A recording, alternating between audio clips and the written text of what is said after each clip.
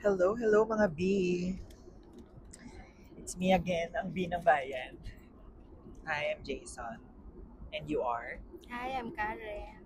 We're currently on our flight going to Ho Chi Minh, Vietnam. So we will share lang regarding updates sa travel, sa immigration process. So, same pa din naman. Paglapag nyo, syempre, travel tax, or pwede ka naman magbayad ahead of time sa pag-book, sabay nyo na siya. Mahaba pa rin naman yung queue sa check-in counters. Kanina mga ilang hours ka ba doon? Inabot Check-in. ako ng, Yung bag drop. siguro mga 30 minutes. Sa 30 minutes. Ako medyo matagal-tagal, almost Oo. an hour. Oo. Sa Kasi may hapon. mga, may mga nag-over baggage. Yan. Currently pala January 24 yung flight namin and 9:55 p.m.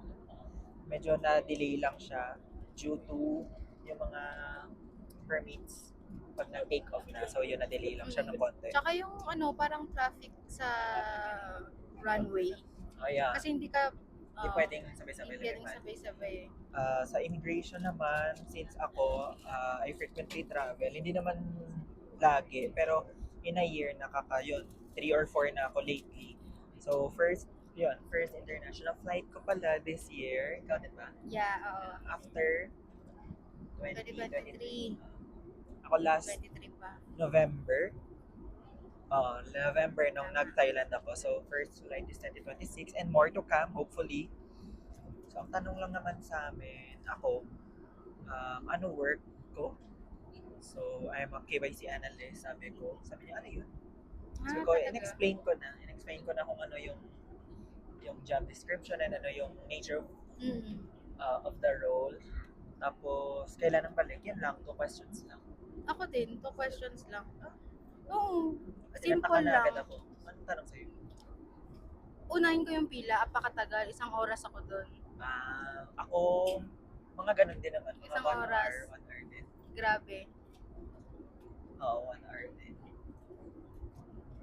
Ayun So, lang. yun Siguro may lang. mga group-group Anong 2 kasi. questions sa'yo?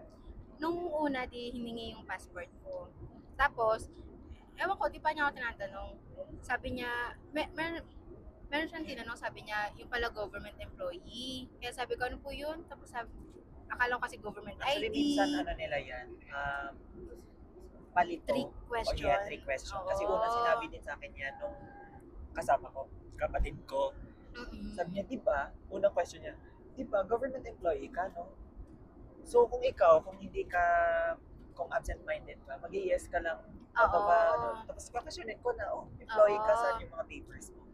Kaya yung gesture ko din na parang government ay ganun. Kaya pa sabi ko, ginakaganon ako sa bag ko kasi kukunin ko na yung wallet ko. Pero sabi ko, gumanon ako, sabi niya, government employee. Sabi ko, no. Sabi ko lang ganun. Tapos, Sabi, second question. tapos di parang type or kung ano. Tapos sabi niya, kailan balik? Sabi ko, sa 30 po. Pero 31. Kasi madaling araw Kasi midnight. Ginano ko na lang kasi midnight yung flight. Sabi niya, okay. Yun natin Okay na po. na. Sabi ko, yun lang.